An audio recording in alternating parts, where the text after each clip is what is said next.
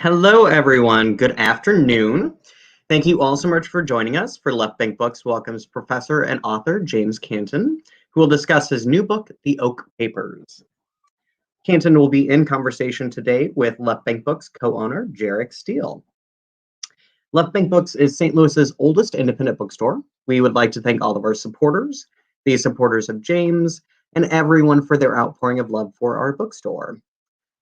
Left Bank Books offers curbside pickup and delivery to anywhere in the country, anywhere in the world even. We are happy to be able to bring our event series virtual. We believe that events are a way to expand your mind and bring in new thoughts to make the world a better place. We hope that you enjoy this event, and we hope that you support Left Bank Books by purchasing a copy for you or for your friends at left-bank.com.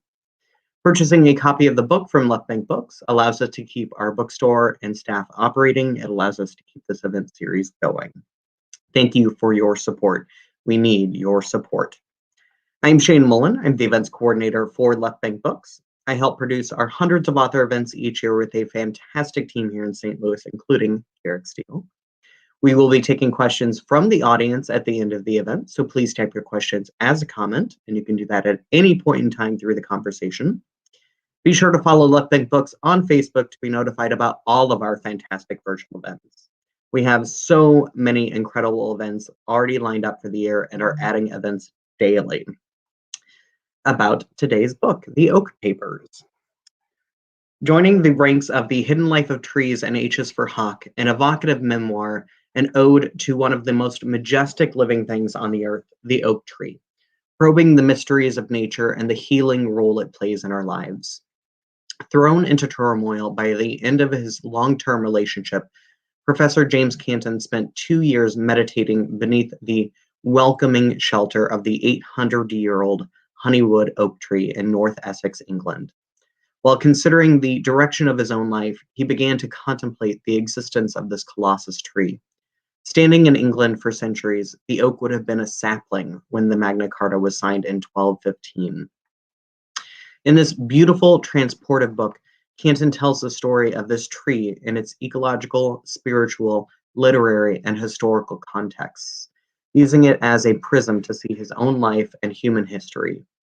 The Oak Papers is a reflection on change and transformation, and the role nature has played in sustaining and redeeming us. Canton examines our long-standing dependency on the oak and how that has developed and morphed into myth and legend. We no longer need these sturdy trees to build our houses and boats, to fuel our fires, or to grind their acorns into flour in times of famine. What purpose, then, do they serve in our world today? Are these miracles of nature no longer necessary to our lives? What can they offer us? Taking inspiration from the literary world, Henry David Thoreau, Leo Tolstoy, Catherine Basford's Green Man, Thomas Hardy, William Shakespeare, and others, Canton ponders the wondrous magic of nature and its threats and the threats it faces. From human development to climate change, implores us to act as responsible stewards to conserve what is precious, and reminds us of the lessons we can learn from the world around us, if only we slow down enough to listen. Peter Wohlleben, the author of The Hidden Life of Trees, says, "A profound meditation on the human need for connection with nature, as one man seeks solace beneath the boughs of an ancient oak tree."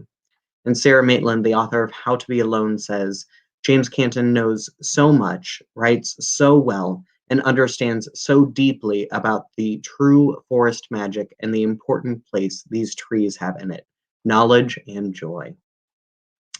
About today's author. Dr. James Canton runs the Wild Writing MA at the University of Essex and is the author of Ancient Wanderings and Out of Essex, Reimagining a Literary Landscape, which was inspired by his rural wandering in East Anglia. He was awarded his PhD by the University of Essex and reviews for the TLS, Caught by the River, and Earthlines. Canton is a regular on British television and radio and lectures frequently. He lives in Essex, England. Today, Dr. James Canton will be in conversation with writer, Left Bank Books co-owner, and tree lover, Jarek Steele. And now I am very proud to welcome our guests for the afternoon, Dr. James Canton and Jarek Steele for Left Bank Books. If everyone at home would please help me in giving them a very warm welcome round of applause. Hello. Hello. Can you hear everyone? Hi, Shane. Hello. Hi, Jarek. Hello.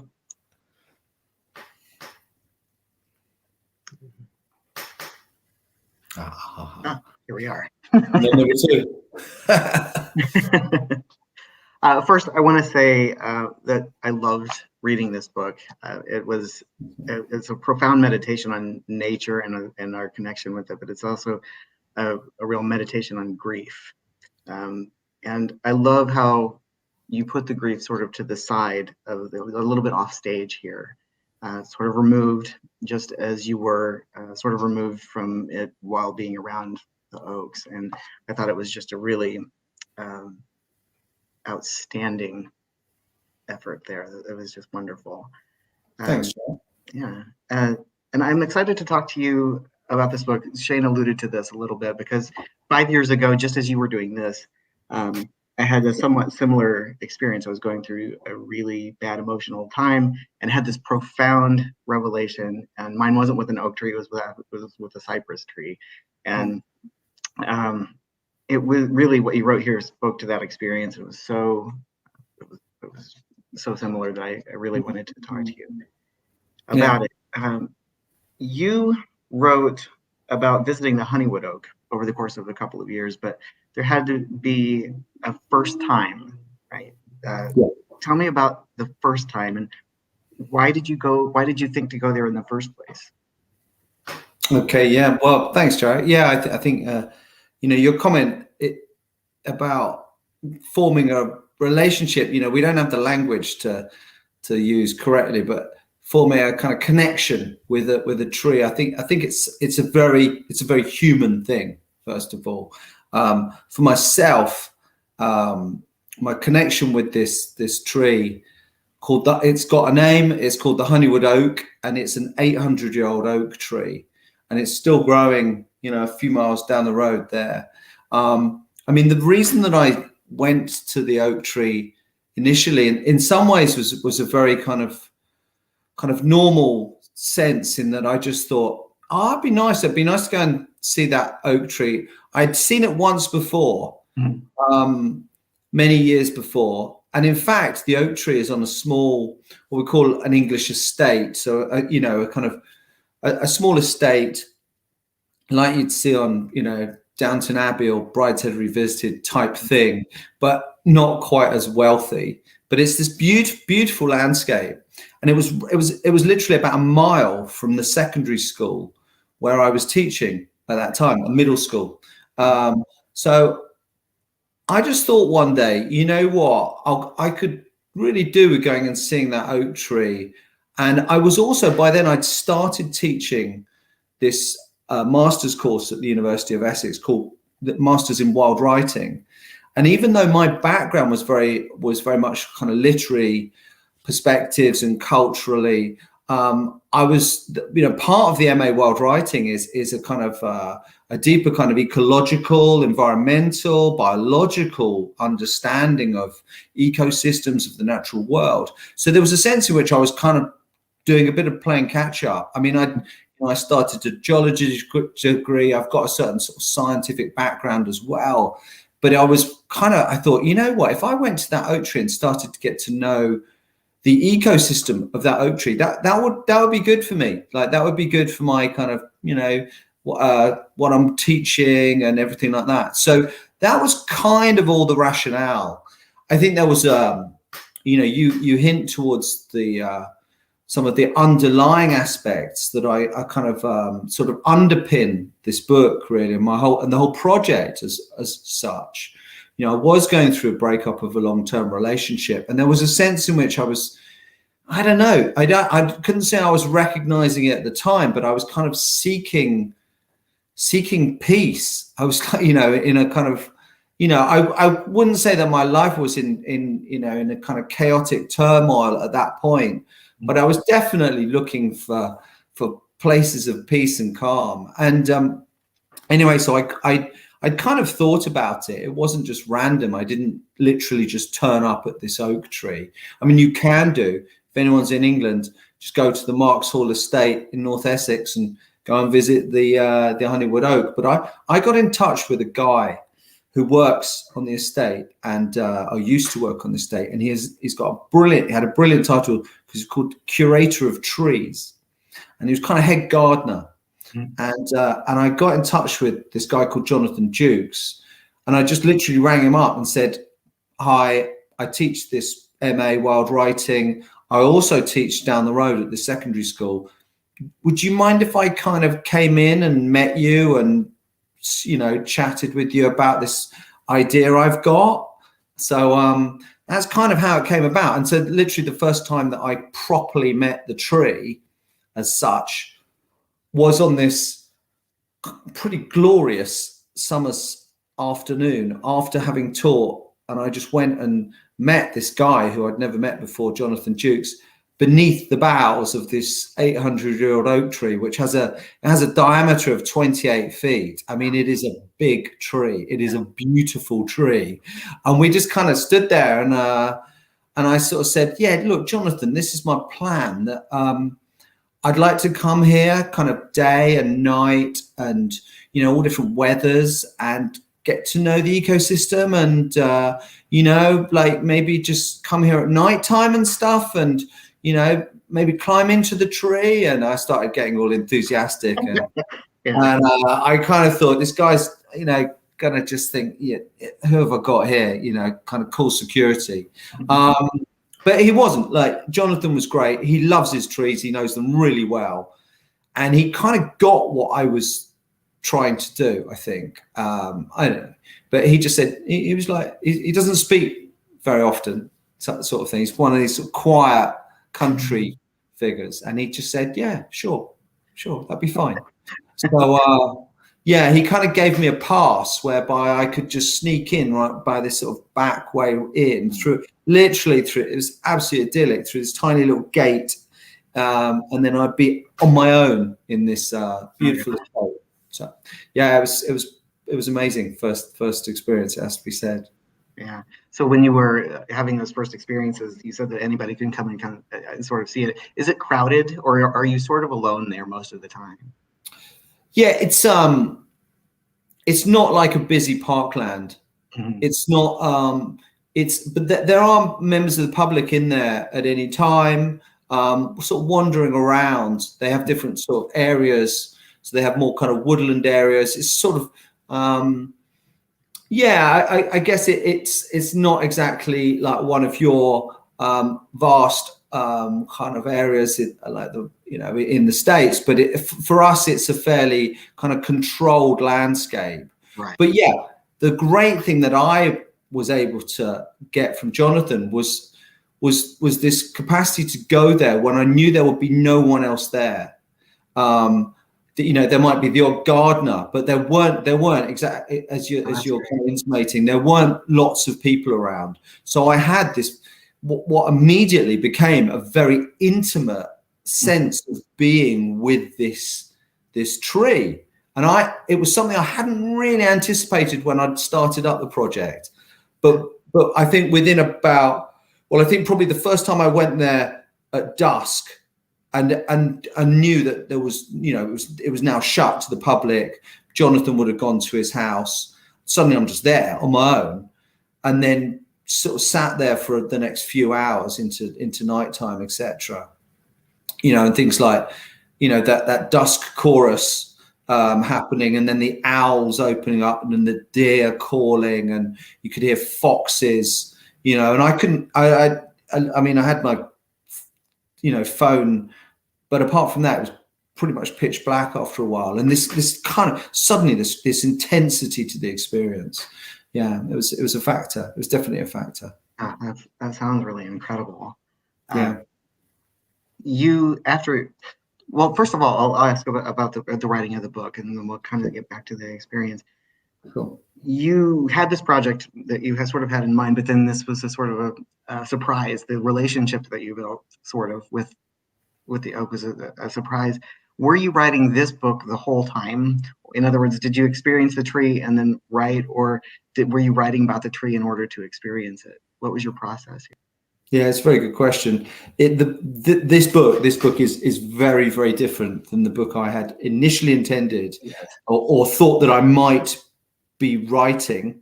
Mm-hmm. I have to say that initially I wasn't really thinking that I'd be getting I was hoping that I might get some sort of writing out of it, and I was writing, very much writing kind of notes, observational notes, and I was very much trying to mimic the great kind of naturalist approach of sitting and observing, Right.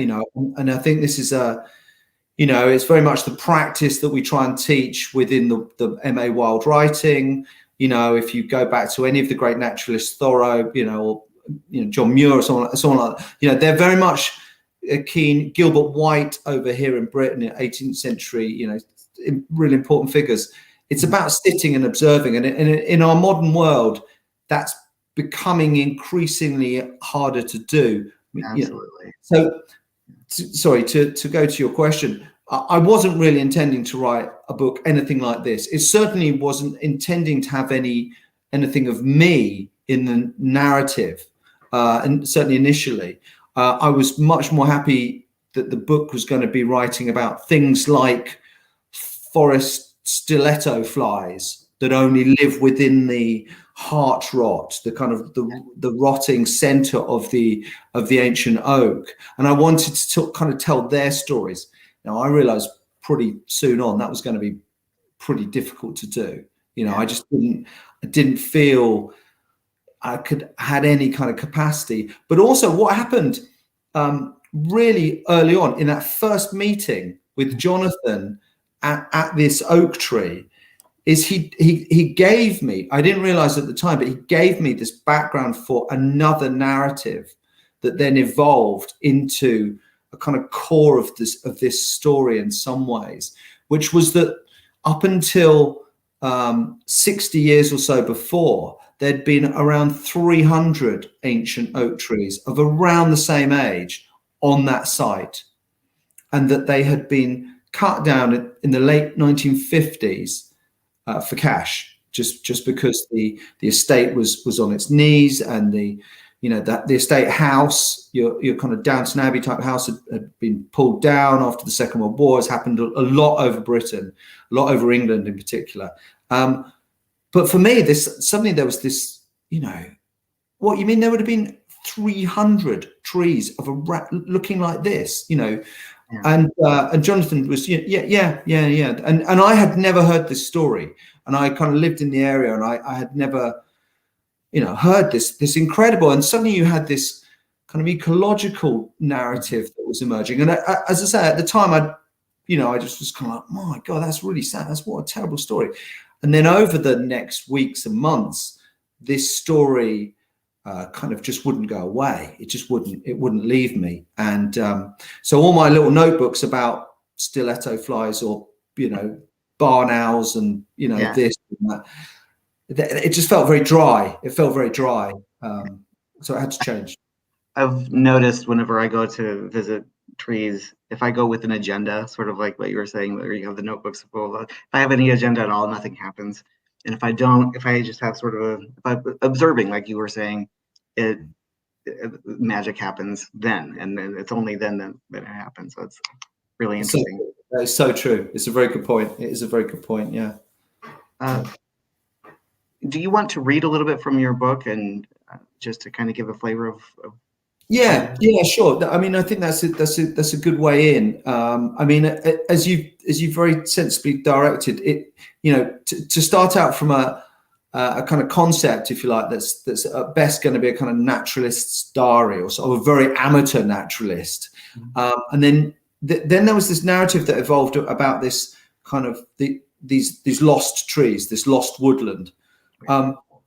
What I started doing was spending a lot more time, not just by this tree and the experiential aspect of this, but spending time in the British Library and exploring the extent of the kind of the ways in which humans had written about oaks and had interacted with oaks right back through history into prehistory as well.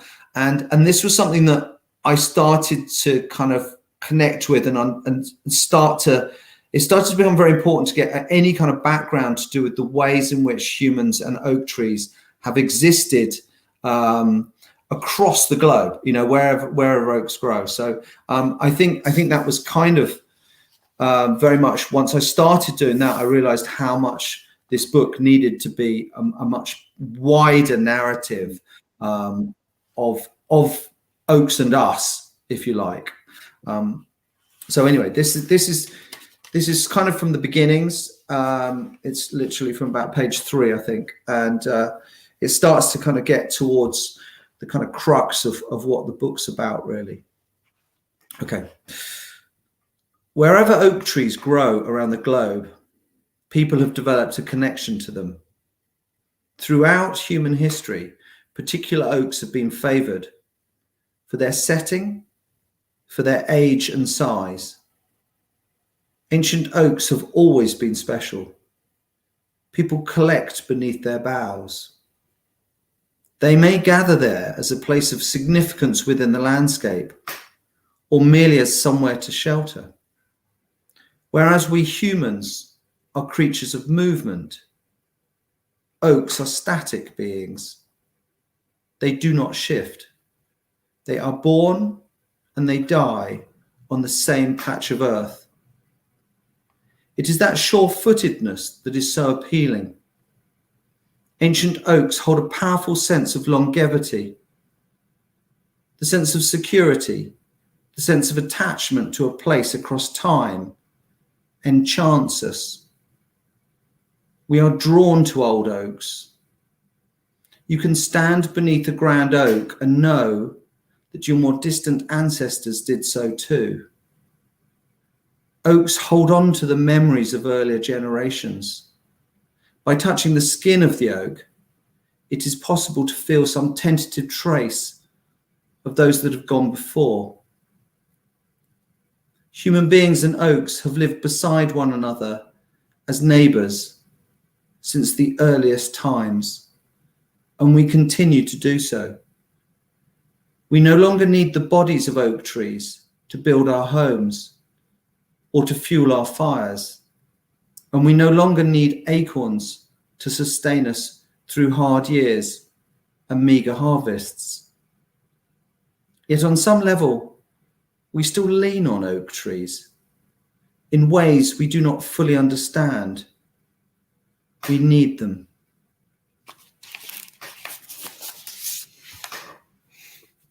Ah, thank you so much. Very welcome. Yeah.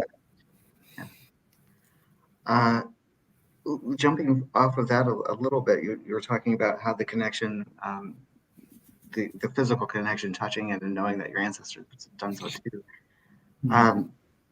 It also speaks to the, as I said before, a little bit of the grief, the connection with those who aren't with us, or any kind of loss. And there was one part of the book where you talked about the heart rot. It was really struck me.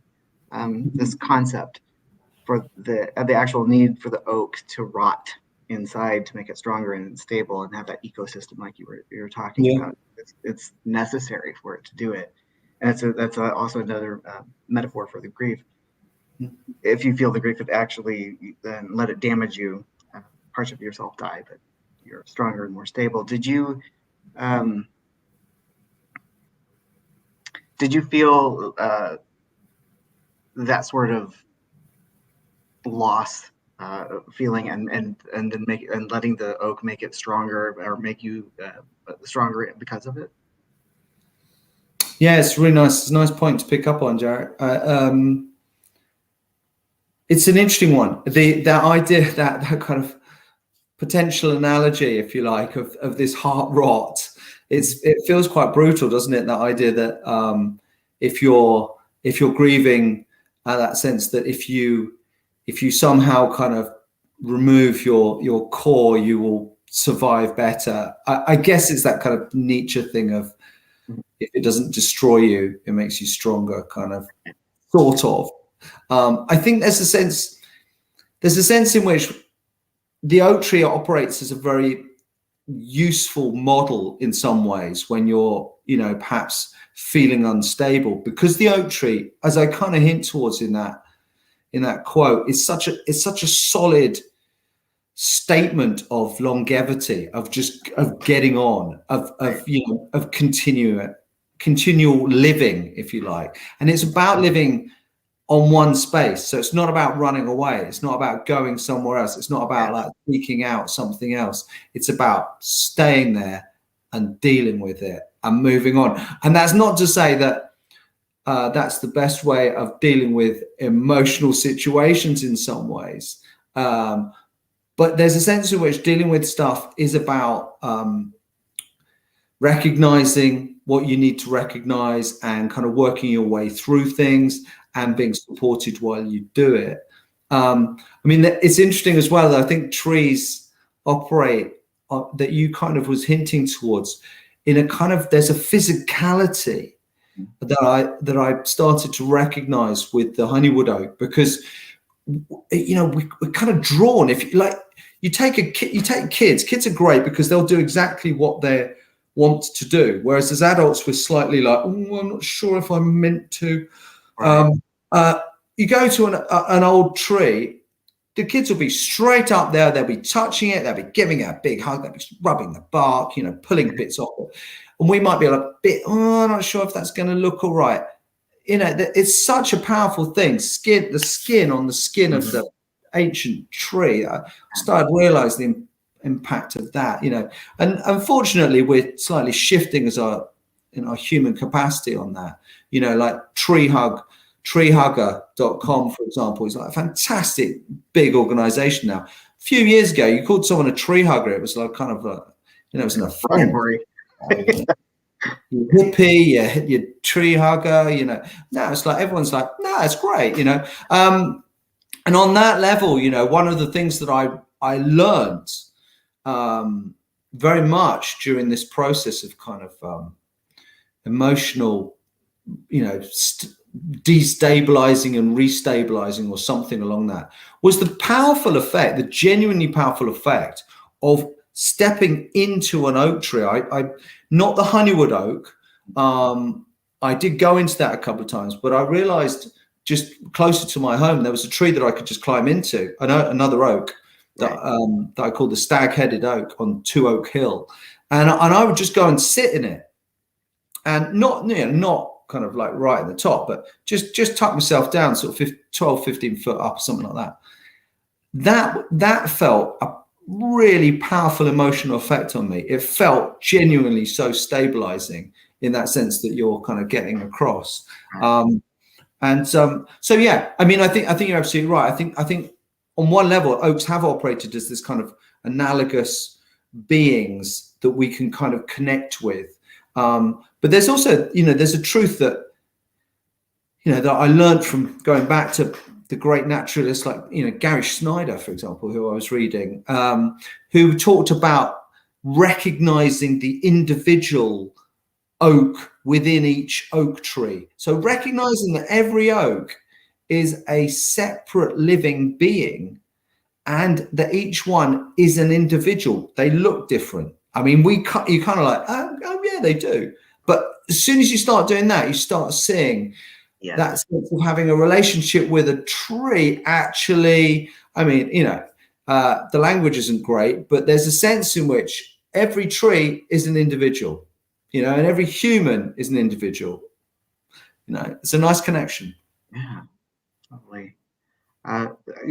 Once you've had that sort of connection and experience with the tree, it changes how you see everything else in the world, their individuality and their distinct character. Whenever I used to take walks around my neighborhood, I would see the houses and the buildings, and the trees were landscape and sort of a background. So it's sort of blended into the background. And then after I had this experience, I started to see the trees as, in the foreground, and the buildings around it and the streets and so forth were the landscape, and sort of incidental. In what way do you see the world around you differently now than you had before?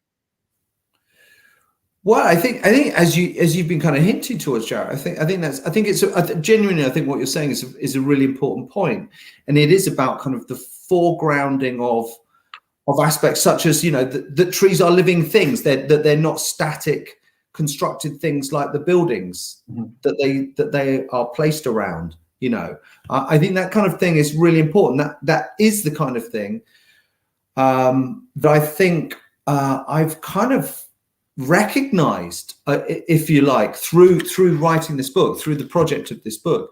As I say, that it was a kind of like it genuinely was a slightly startling moment when I, you know, perhaps I should have recognized this before, but that kind of recognition that every living tree is a living being that is separate and individual. It's like, wow, you know. And there was, I mean, in some senses, as I say, I'm not a Christian, practicing Christian or practicing Buddhist or anything, you know, but there was sort of some sort of spiritual aspect to this journey that I've gone on that were fascinating, you know. And I think that it's not surprising if you look at if you even glance, well, I mean, you can read it, but if you just glance at the kind of history of humans and oak trees, there is so much significance. You know, you go back to the ancient Greeks, and they used the oak tree as a central focus of worship. So if you go to, say, our earliest literary texts like Homer's Odyssey, which I'm sure, you know, a lot of your readers might have read or certainly will have heard of, you know, Odysseus, when he is preparing to possibly return to his home, to Ithaca, he goes to the Temple of Dodona, you know, this very important spiritual site in ancient Greece, where you would go and hear the word of the gods whispered to kind of the priests who would pass on the word through the susurrations, the whisperings of the oak leaves. So it was through this central tree in the most important temple of Zeus, that Odysseus was told via the gods, via an oak tree, that he should return to Ithaca. You know, like this is pretty essential kind of literature, and you go to any of that kind of literature, and the oak is there. It's kind of there, and you know, you look at in Britain, if you go to the texts that were written by Romans or by observers of the British ways, you know, they described these practices. You know, if you go to Pliny the Elder, he would talk about how these druids, these wise men and women, would practice certain rituals to do with oak trees, and the oak tree was absolutely central. You know, and talked about, you know, the arch druids cutting down mistletoe, where, you know, they was wearing kind of white garments, and this is how we get some of the imagery of this kind of modern druid figure. But yeah, really interesting connections. I mean, even the word druid, it just means oak knowledge if you go back to the Greek, you know. So this kind of lots of senses of which language and terminology has been slightly twisted, and it's kind of simpler in some ways. I think that it doesn't have to have a kind of some sort of nuanced, which, so druid, for example, and even pagan. You know, people talk about pagans, and, you know, pagan literally is just a Latin term that the Romans would use to describe the people who lived in the countryside, as opposed to the civilized people who lived in the cities. And so again, we have this sort of, if you sense a kind of biasing through history against the countryside, against the kind of the natural world that comes right through from our kind of classical writers to a certain extent. I think those have been revelations to me to a certain extent. I mean, I'd kind of understood some of this in my studies in the last few years, but I think these were certainly key to making me more knowledgeable, if you like, about this association between oaks and us. I want to. So I know we only have a couple of more minutes, but I want Yeah, to sure. ask, some of the magic of the solace within the trees is the withdrawal from the world, sort of replacing the connection with people with the connection with the trees, sort of slowing to this tree time, and it's that realizing that the one is not a resource for the other, but an extension of the other. And what has it been like for you to come out of that withdrawal from the world and come back in and tell folks about your time in the tree? Do you think that people who are reading this book are taking away from it what you want them to take away, or have you had another experience?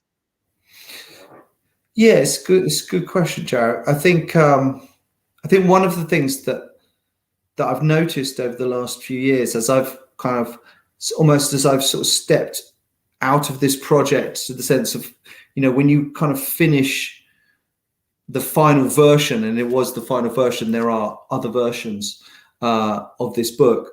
When you start stepping away from a project, you're able to get a sense of looking back over it. And what I've noticed as well in the last few years is this kind of a kind of groundswell, if you like, of recognition of a desire to connect with the natural world. And I think, whether this is, it's essential to us in terms of as a species and to the world and the earth and climate emergency and climate crisis. It's absolutely essential. We have to be connected. One of the key points on that is recognizing that we as a species are of nature. We're just a little part of it. We're just another little bit of it. We're quite a significant species because we affect lots of other species, and we're currently affecting the globe significantly. But that again, that sense of that we are of nature, not, oh, there's the natural world, I'm just going to go and spend a couple of minutes in it. Right. We are always of nature. We are always in the natural world. It might be that we choose, or kind of our, by the constraints of our society, we end up in a very single species, human dictated world. But also what we're starting to recognize is how that isn't very good for us. Like it's not very good for our well-being, our mental health, our well-being. It's not even that very good for us physically. Like sitting in chairs is a really bad idea. And as I realize as I get older and my back gives up, and running on tarmac isn't as good as running barefoot over grassland or something. It's like these kind of, we're all starting to see this, and the scientists are saying it. We've got forest bathers, who are explaining to us about these aspects. Part of the book is where I kind of at different times talk to experts, and like I spoke to an educational psychologist at one point, a colleague of mine, talked about the EEG patterns that you can easily recognize as simple psychology stuff, putting EEG, putting it on people and getting them to walk around cities. When they go into the grassland areas, when they go into the parklands, their brainwaves change. Like we're wired, and they go into what the scientists call meditative states, as opposed to stressed states when they're in man-made or human-made environments. So all this is now absolutely mainstream. It's absolutely mainstream. And as I say, having organizations like treehugger.com, for example, how brilliant is it that a title like that is now, a big mainstream organization that is giving out good information about the natural world, about the environment, about the way forward, sustainability, recycling, all these factors, So there's a lot to be positive about, without a doubt, there is. That reminds me of a little bit of the part.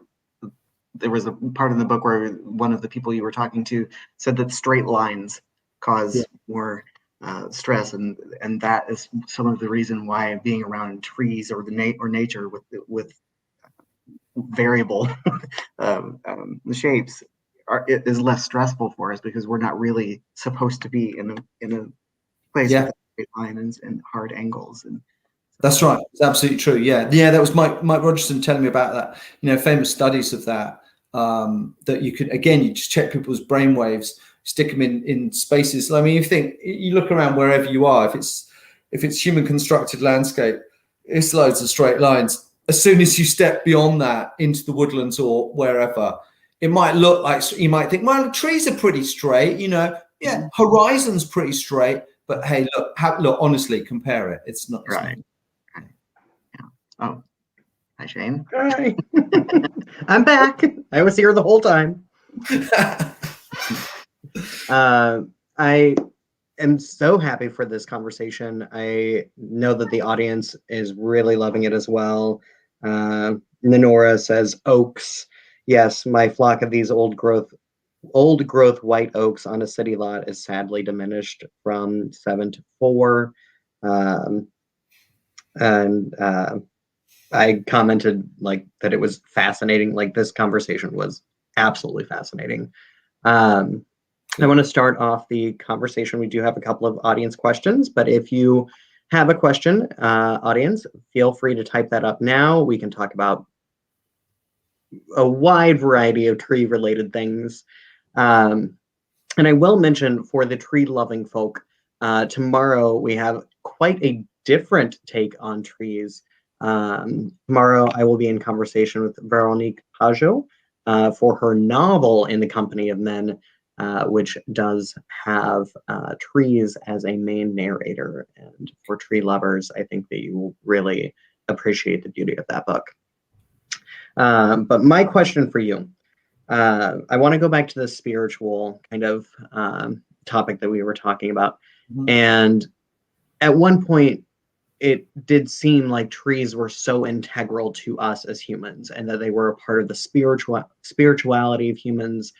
And then it seems like trees have taken kind of a turn to being more of a utilitarian and industrial kind of product, less something to kind of lead our spiritual kind of journey.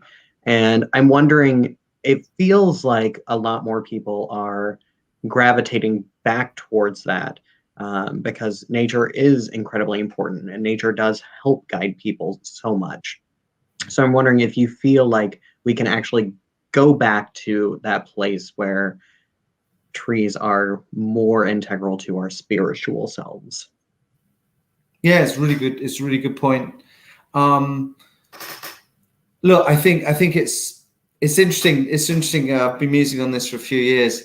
At what point did we kind of lose that connection? I think there was no.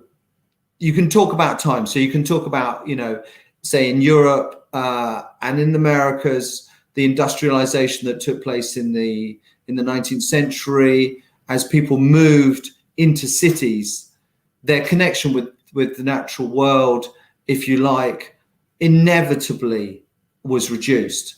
As we've been talking about that kind of idea of going into human constructed landscape, you're inevitably not going to have such connection with trees. And, in Britain, for example, it's very interesting looking at, say, someone like Thomas Hardy, one of the great writers of this industrial age, is this kind of idyllic countryside life where you have, characters like Gabriel Oak, who is like the epitome of goodness and honest, human endeavor.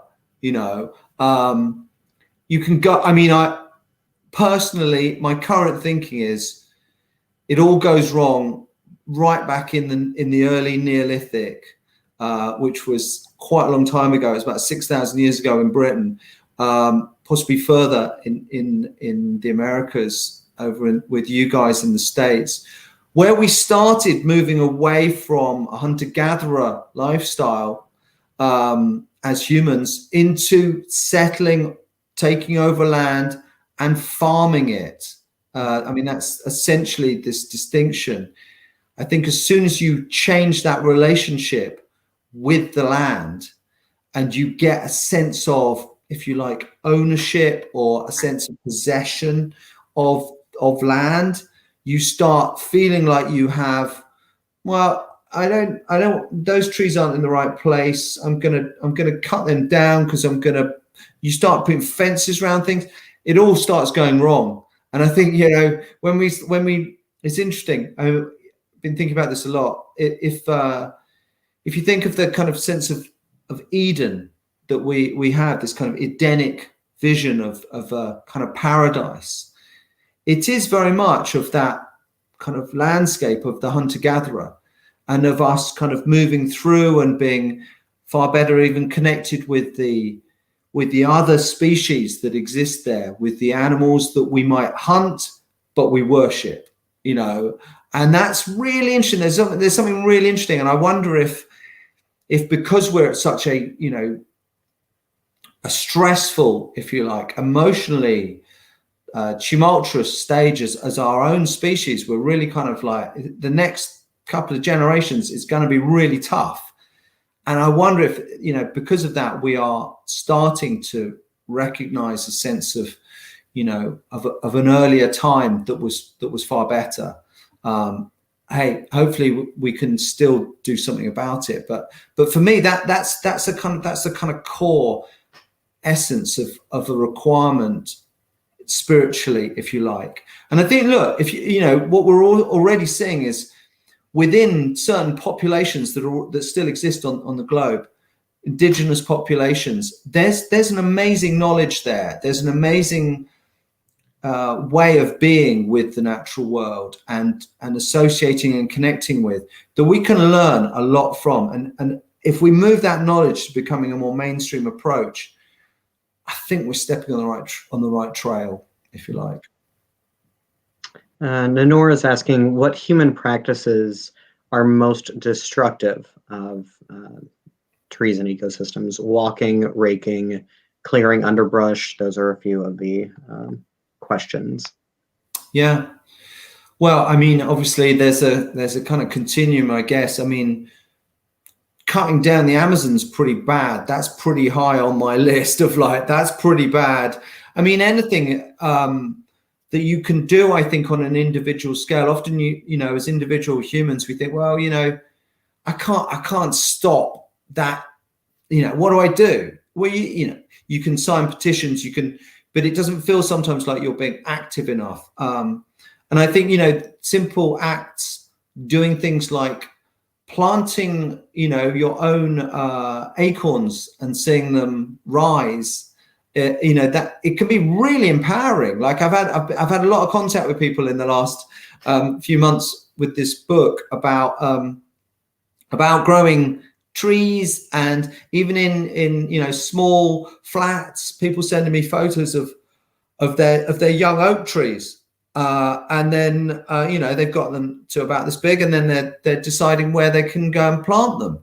Where they'll be looked after and protected, and and this is nice. This is nice connectivity, I think, and really really strong. And that's the kind of thing that I think you can do as an individual human, whether you're in a flat in a big city, or if you're in a kind of rural setting, you can still get that sense of connection.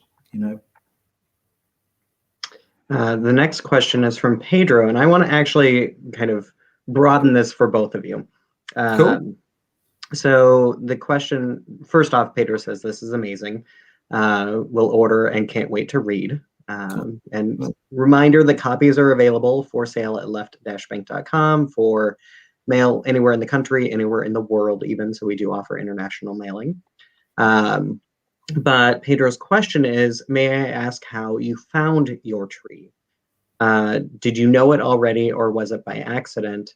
And I want to expand on that a little bit and say, did you try out other trees to see if possibly they were more your tree than the tree that you found?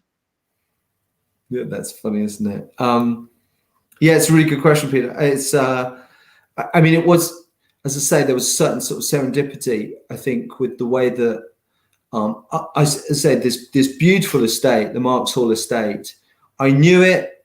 I'd been there once before, a number of years before, and I really, even thinking about it now, I don't remember the honeywood oak, and that, you know, it's the only surviving intact 800-year-old tree. So I've had to question that a little bit myself, because I'm like, well, and I remember going there and I remember seeing a much more kind of gnarled, kind of half dead tree. So anyway, so I had been there, but also there was a practical element, as I've kind of hinted towards, that this tree was very close to where my work was on this estate, on this, country estate. And it's about, I mean, literally it's just off the A road, the kind of windy, not even an A road, a kind of windy country road, between my work and my home. So it was pretty, like, it made a lot of sense. And it was just one day I kind of thought, I should go and see that really old tree that's just down the road. And that's kind of how it evolved. And as I say, I then discovered Jonathan Jukes and contacted him, and then he told me the story about the 300 other oaks, and I was like, oh my goodness me. And he was like, yeah, sure. And he also was like, yeah, sure, just text me when you want to come in, and then I know that you're here, and that's fine. And so suddenly I had this, like, I mean, it was really emotional. I expressed at one point in the book how emotional that was when Jonathan just really kind of calmly went, yeah, sure, mate, okay, yeah, all right, you could do, you could do that. And I was like, that's amazing, thank you so much, because he just kind of just give me this key, basically, and and it meant a lot. It really meant a lot. Yeah. Jay, do you have an answer about, like, how did you find your tree? How I found my tree? Mm-hmm. That is a long story that I will shorten. It's a very long story. I was having a lot of emotional turmoil. It was a really terrible time. I was walking in the park and looked up at the top of this tree and was just sort of at this moment where it's like, I don't know about this. I don't know about any of this. And I felt, then this is going to sound really hokey, but I'll just go ahead and say it. I just felt myself sort of lifted into the tree. And I stayed there for a minute and thought that it was the most, I hadn't felt joy in a long time. So that was this really poignant moment of joy. And I knew nothing about trees at all. And I started going back to this tree over and over and over again. And it became this sort of, not a religious experience, but sort of a spiritual experience. And, I could lay down underneath that all day and just sort of be there and observe. So that's how. That's so nice. That's so well put. And it's so human as well. This is the point that that I think it's really important to get across, because so many people have been in touch with me saying, "Oh yeah, I've got a special tree that I go to," and I think it is. I think it really is. As to why that is, I'm still not entirely sure I know the full answer to that. And maybe, as you're hinting to us, Jarek, there's a kind of quasi spiritual aspect to this that we try and put into kind of modern context and words and stuff, and it just doesn't quite work. And then you start to sort of give the tree human qualities that it doesn't have, right? So it's not that you are relating to a tree as another human being. You're relating to it as this other thing that isn't you, but isn't necessarily separate from you. So we're all sort of part of one universe, one kind of thing. So. Yeah, and as the guy that I talked to, the environmental psychologist, kind of explained to me, there's a sense of stepping out when you go to your kind of special place in nature. You know when you go there, you're deliberately leaving everything else behind. Yeah. So you put it really well, Jarek, because you talked about the joy. And that's exactly what I was feeling the first few times when I was on my own by this amazing tree. I just was like, this is amazing. Like, just because it's pure, there's nothing else in it. It's just a pure joy. Absolutely.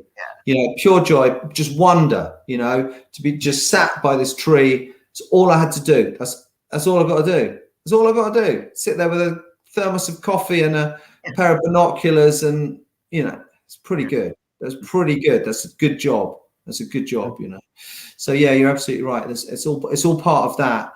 I mean, one of the guys that I talked to for this is a local woodworker, a guy who works with wood and creates amazing sculptures. And he told me a similar thing. He has an oak that he's always gone to, and this oak. I mean, I won't give the story away too much, but it's hollow. So you climb up and you can jump into it. And he says it's just, the feeling is just amazing. I mean, Dylan puts it very well, so I'll let people read his words on it. But it's a similar thing like Jarek's saying, it's this sense of like, whoa. Yeah. All right, one last question. So LN is asking, and I'll let you interpret this question however you would like, but what would you say the most important lesson was that you learned from the oak, or an important lesson? Because I feel like maybe there are several important lessons. Otherwise, the book would, there are many lessons to learn from trees. Yeah. The oak. No, that's a decent question. I think that's a good question, actually. Sorry, I didn't catch the name, but yeah, it's a really good question. Okay, single most important message. I think for me, I think it was recognizing that every living tree, and then I went on from that. It's a kind of big kind of conceptual thing. Every individual living thing is individual, and I was like, oh my goodness, that's quite mind blowing and also true. And that was a big one. And as I say, it comes. Fair point. I mean, it wasn't immediate. I'm not that, it's pretty obvious in some ways, but yeah, that was a big one. I think that was a big one for me, Well, I want to, yes. So we will do one last question since we do have just a quick minute. Cool. So Dan is asking, as a writer, what would you choose as your mascot or avatar? Good old Dan. This is a good one. I've thought about this quite a lot. I think it's a really good question. I think everyone should have a kind of avatar or mascot, shouldn't they? Really. I said when I was asked this before, a heron, and the heron's quite a significant figure for me in some ways. I don't know. Herons are really cool. They just seem like really amazing old men. They seem like they know so much. But then I was thinking, oh, hold on, no, that's not a very cool one. I want a barn owl, just kind of the silent sort of through the night. But you know what? I've been thinking about it even more, and I think it's the hare. And in Britain, the hare is a really important figure. And I saw one the other day when I was going for a little stroll, and they're just wonderful because they just have this sense of otherworldliness to them, and they are incredible. So I'm going for the hare, the brown hare at the moment. All right. Well, I want to thank you both for this incredible conversation. A reminder that the book is available for sale at Left Bank Books, left-bank.com. This was just such a beautiful conversation. I know that trees have been very inspiring to a lot of people, both of you included, and a lot of our audience members. So I know that it was appreciated. And yeah, I just want to thank you for this conversation and for doing this event. Well, look, guys, I really do want to just say how much I've appreciated that. I really, your enthusiasm, Jarek, has just been, it's just been come through. You've been, from when we were in touch before, I really appreciate it. I appreciate the fact you enjoyed the book, supported it. And Shane, your technology tonight has just been the best. It's just been the best. So yeah, no, and great questions, really great questions. So, really genuinely, everyone at Left Bank Books, thank you so much. It's been a lovely evening. I've really enjoyed it. Thank you.